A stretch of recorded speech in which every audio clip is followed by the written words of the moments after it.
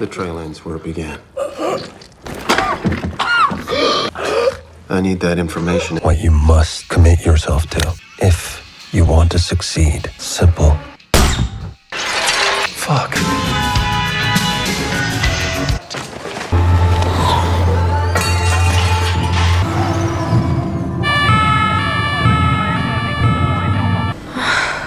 I was so afraid I might say something. I didn't tell them anything. Not about you. Nothing. I was strong. I know you were. I told myself, if I don't survive, I'll never see him again.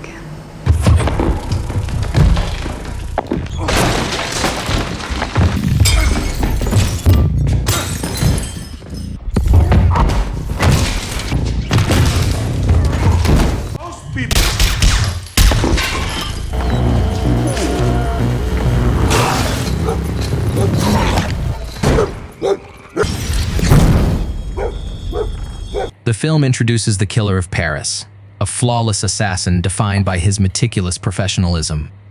To execute a new assignment, he establishes a vantage point in an office overlooking a hotel to monitor his target. His success relies on a rigid code of conduct and total legal compliance, as he believes even a minor lapse in discipline could compromise his identity and reputation. The killer maintains extreme caution, ensuring no forensic evidence is left behind to avoid capture. After 5 days of fruitless surveillance, he attempted to abandon the assignment, but his handler persuaded him to stay for another 48 hours. While preparing his equipment that evening, a sudden noise put him on high alert, though the intrusion proved to be a courier delivering an envelope before departing in silence. Awakening to movement in the target's suite, the killer positioned himself with calculated precision, adjusting for wind and trajectory to ensure a perfect strike. However, the attempt failed when his shot missed the mark and struck an unintended woman instead. Recognizing the mission's collapse, he scrubbed the scene of forensic evidence and fled to the airport, leaving a trail of chaos behind. After scrubbing the office of evidence, the killer fled Paris and reported his failure to his handler. Despite warnings of impending consequences, he remained detached, coldly promising to rectify the situation. However, the sudden appearance of a suspicious stranger, likely a mercenary sent to eliminate him, put the killer on high alert as he prepared for the inevitable fallout. The killer established a defensive position in an airport hotel, securing his room with a makeshift alarm system and waiting through the night for a confrontation. When his suspected pursuer proved to be an innocent traveler, he proceeded to a safe house in the Dominican Republic the following morning. However, upon arrival, the discovery of cigarette butts and unfamiliar footprints confirmed that his sanctuary had already been compromised. After infiltrating his compromised home, the killer discovered signs of a violent struggle and significant blood loss. He soon learned that his girlfriend had been hospitalized following a brutal interrogation by 2 strangers seeking his whereabouts. Despite enduring torture, she had refused to betray him and eventually forced the attackers to flee by wounding one of them in self-defense. After securing premium medical care for his girlfriend, the killer retrieved a cache of forged documents, currency, and weapons from a hidden chest. Fueled by a relentless drive for vengeance, he traced the attackers to a specific transportation company operating green taxis. By methodically investigating the driver involved, he began a cold, calculated pursuit of those responsible, ensuring no detail was overlooked in his quest for retribution. Under the cover of night, the killer infiltrated the administrative building and identified the driver as Leo Rodriguez.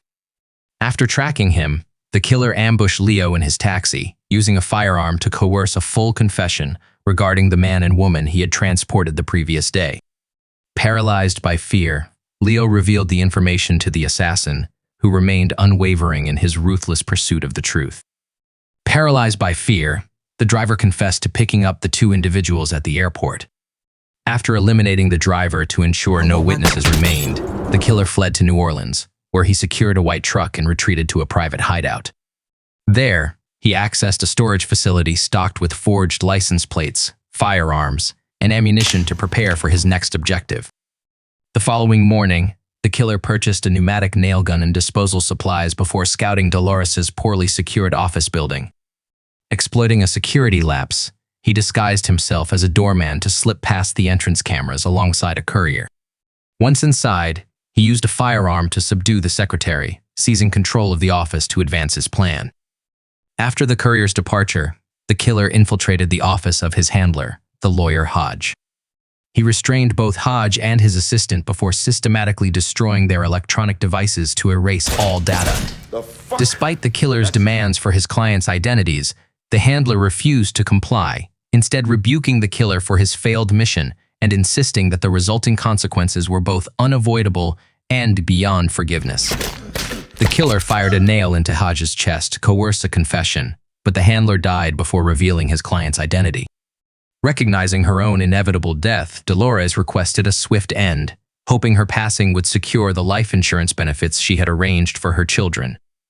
The killer granted the secretary's request for a quick death, viewing her life as a necessary trade for the client's identity and the names of those who harmed his girlfriend. After executing her, he systematically disposed of the evidence and relocated to her residence to proceed with his retaliatory plan. After disposing of the lawyer's body, the killer intercepted Dolores as she attempted a futile escape. Bound and defeated, she eventually cooperated by providing the location of his client in Chicago. Once he secured the information, the killer snapped her neck and threw her down the stairs, carefully staging the scene to appear as an accidental fall.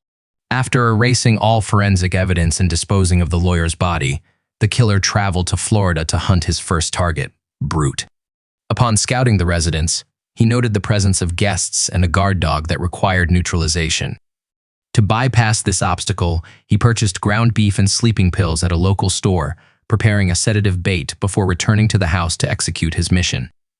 That evening, after watching Brute return home alone from a gambling outing, the killer moved to neutralize the guard dog using the sedative-laced meat. Once the animal was incapacitated, he seized the opening and infiltrated the residence, tracking Brute to the bathroom. Upon entering, the killer was immediately ambushed by Brute, resulting in a violent struggle.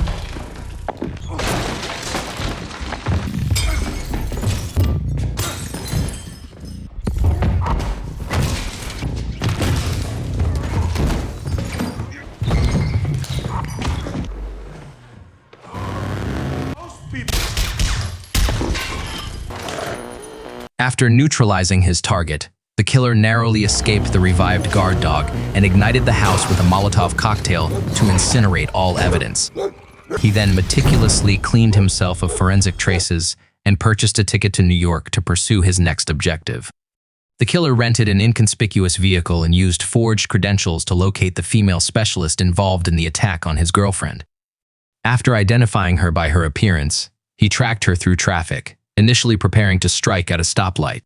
However, he ultimately aborted the immediate assassination in favor of a direct confrontation, following her to a restaurant to meet face-to-face.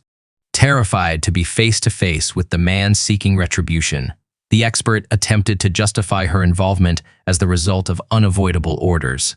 The killer remained unmoved and unforgiving, though he agreed to accompany her for a drink and a walk. Recognizing her life was nearing its end, the woman began to cherish her final moments as the reality of her fate set in. The woman hoped for a scenic death, but her attempt to lure the killer into a trap failed when he preemptively shot her. Having finally identified the mastermind, the killer traveled to Chicago to target Mr. Claiborne, a billionaire living in a fortified residence. He successfully infiltrated the building's underground parking lot and began bypassing the electronic security locks to reach his final mark. The killer acquired a duplicate keycard and a clean firearm, funded through a separate account, to facilitate his final move. After receiving the card, he registered at Mr. Claiborne's gym to infiltrate the security lockers and gain unauthorized access to the building's restricted areas. Taking advantage of the morning workout routine, he slipped away unnoticed to enter the billionaire's residence and finalize his mission. The killer acquired a duplicate keycard and an untraceable firearm, funded through a secondary account, to facilitate his final move. After receiving the card, he used his membership at Mr. Claiborne's gym to infiltrate the security lockers and gain unauthorized access to the building's restricted areas. Taking advantage of the morning workout period, he slipped away unnoticed to enter the billionaire's residence and execute the next phase of his mission. During the confrontation, the billionaire maintained his innocence, explaining that he had merely hired a professional to eliminate a rival businessman and was oblivious to the subsequent fallout. He revealed that, after the initial failed assassination attempt, the lawyer had extorted him for additional funds to cover up the evidence. Convinced that the billionaire was not the mastermind behind the attack on his girlfriend, the killer spared his life and abandoned his plan for retribution against him. After warning Claiborne that any attempt at retaliation would result in his return, the killer left Chicago and returned to his safe house to destroy all remaining evidence. The story concludes with his girlfriend's discharge from the hospital and the couple enjoying a peaceful beach vacation.